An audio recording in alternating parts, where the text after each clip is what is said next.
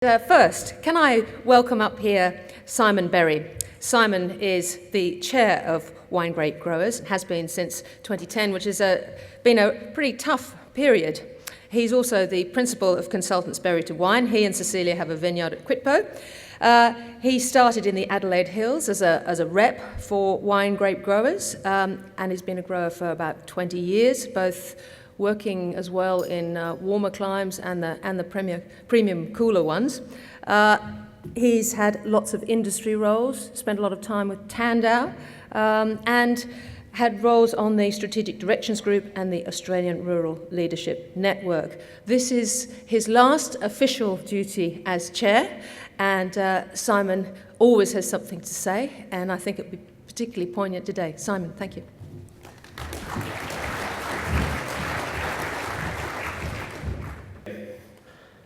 Last year, I spoke to you about values and how they'd shape the world through strategic intent, execution of purpose, and leadership. And I embellished that with a host of historical characters and the events that formed these days, from the Rufus Stone to the Plantagenets and to a modern personal heroine of mine, Philippa Gregory, and I rolled it up in a wine theme. Now, apart from learning that I'm an amateur student of history, you learnt that I felt the industry was just not facing its key consumer and profitability issues, and it was focusing on issues of lesser importance. The past decade has had the Vikings right at our door, and we're sweeping the domestic hearth, most of the time back into our bed.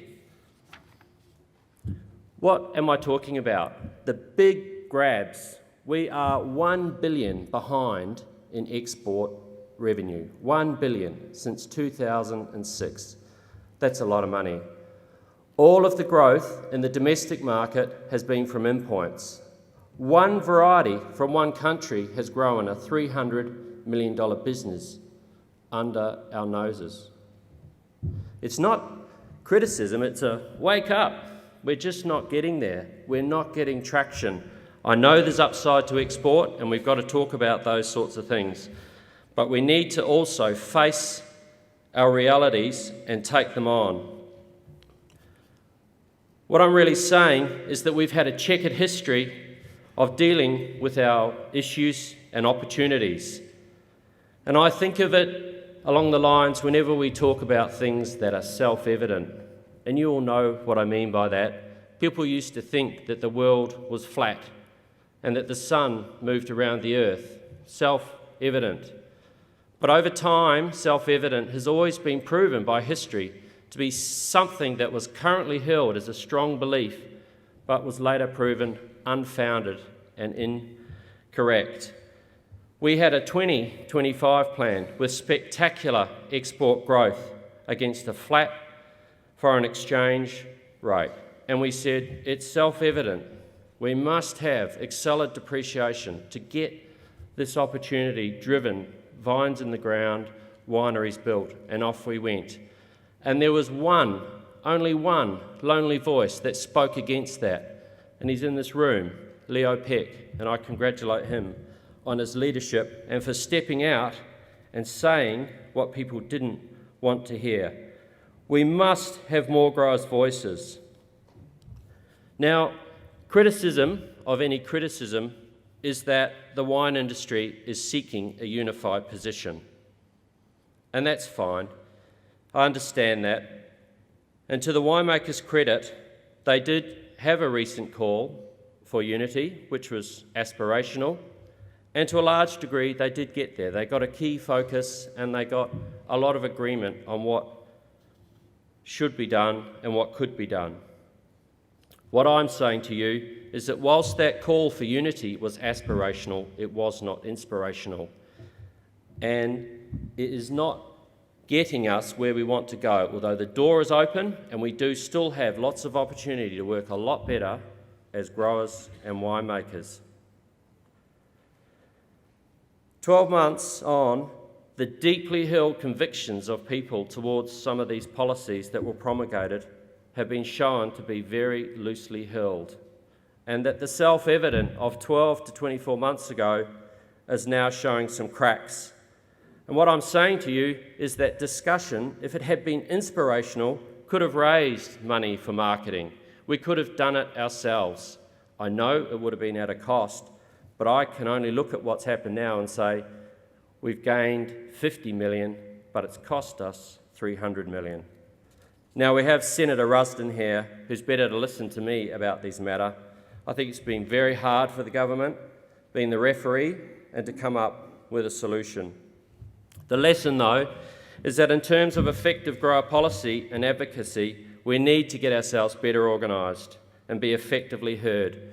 We don't want to be dominated by processors and brand owners, but we want to be partners in joint profitable success. And I know this happens a lot with the smaller winemakers.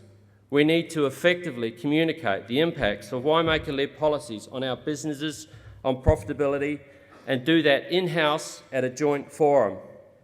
The wine industry, I repeat, has collectively confused the government with our desires and is continuing to do so. So what are the next opportunities for advocacy? We've set out some good intent policies in the past that have had perverse outcomes. The Code of Practice, for instance, sets out the latest dates that signatories agree to release indicative prices. They've become the earliest date. Water issues this year might focus that. You'll hear more about that today, but that policy needs adjustment. The South Australian Wine Industry Act sets out minimum payment terms for wine grapes. They are the default national standard, and they are largely now the earliest possible payment terms. But I congratulate and applaud Petaluma through Lion Nathan, who are rolling out now and soon with other wineries. They're going to combine the June 30th and the September 30th payment into one June 30th payment, and I think that's great. How many of you roll down your daily wine news and you read the Australian headlines, maybe read one or two articles, and then move down to the international stuff where it's a bit more upbeat and informative? Yeah, okay, so I am a weirdo. Never mind. But what this is saying is that we just need to get the H out of wine. We need to clarify and focus our arguments. We need to present a better front to the media, amongst ourselves, to the readers, and be dealing with the issues. The SA PIF levy is up for renewal. 5 years finishes on the Vintage 17 collection. The Council will be coming to listen to you and to seek input into the capacity of your funds to deliver on advocacy and services as well as national issues. I ask you to think about how we can harness this potential capacity for widespread added value and influence.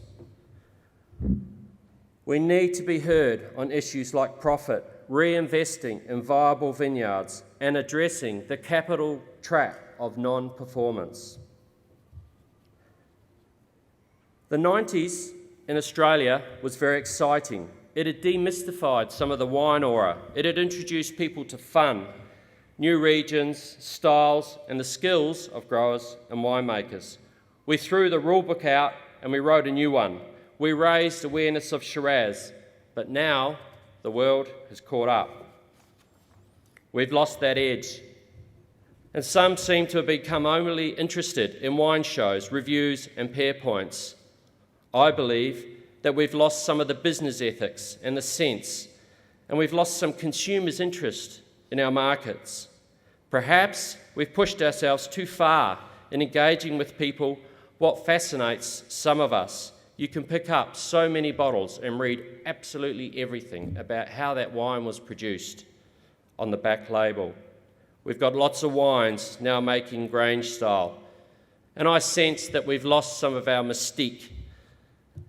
And some of the consumers just know that they like Rioja or Beaujolais or Marlborough Sauvignon Blanc or a Chianti. And I wonder if consumers know less, do they perceive this as more interesting and more authentic? And so I'm wondering, how can we capture all of that back? Fine wine is doing well. We have a strong presence, but we need to recapture success across a broader range of wines. There's some upside in export. And whilst Wine Australia has culled Skippy, which is good, it's time to think about our trading name and what we represent and who we are.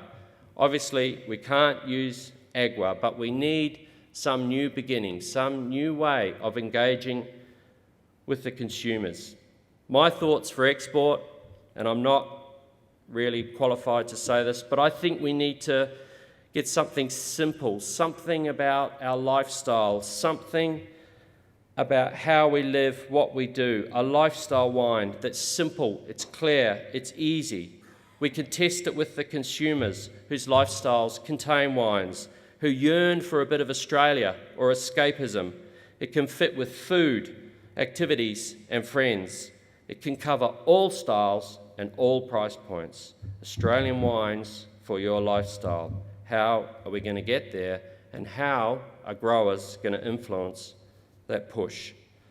Now, apart from the councillors who I've mentioned and would like to thank again, I would like to thank Peter Hackworth for his support and dedication for the whole time that I've been chair of the council.